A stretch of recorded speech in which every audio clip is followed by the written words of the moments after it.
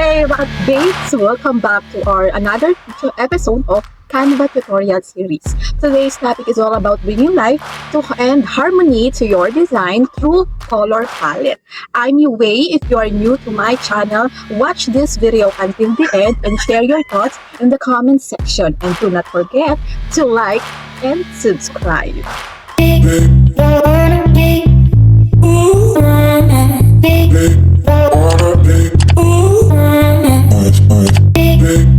Tara, let's explore the power of colors. Kasi admit it, ang hirap minsan pumili ng tamang combination, di ba? Pero don't worry, this video will make it easy. Colors can make or break a design. Parang love life. Kapag hindi bagay, walang feeling. Using the right palettes makes your visual pop and connect emotionally with your audience, no? First tip, knowing the meaning behind the colors. Warm colors like red and orange are bold and energetic, habang yung blues, greens are calming and trustworthy.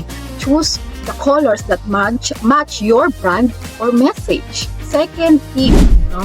Use Canvas built-in tool for inspiration. Go to Color Palettes Generator, upload an image you love, and Canva will create a palette for you. O, di ba? Ang dali. So, kapag wala kang image, no, look around you.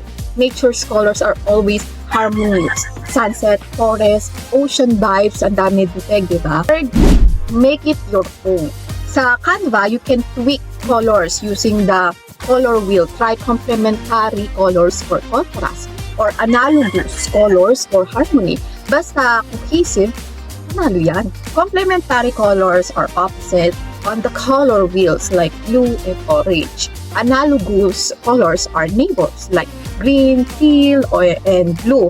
Perfect for creating a mood. Last tip, save your palette para consistent yung lahat ng design mo, no? Gamitin mo yung brand kit features ni Canva for easy access. Kapag consistent, you build your brand identity or better. Kung wala ka namang access, yung brand kit kasi is for Canva Pro. Kung wala ka naman doong access, pwede kang gumawa, mag-design ka ng color palette mo and then save it to your computer.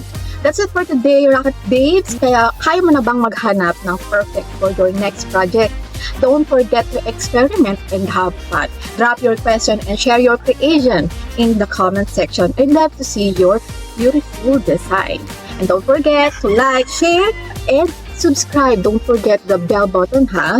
I'm Yue. Ciao. Ready, set, let's go!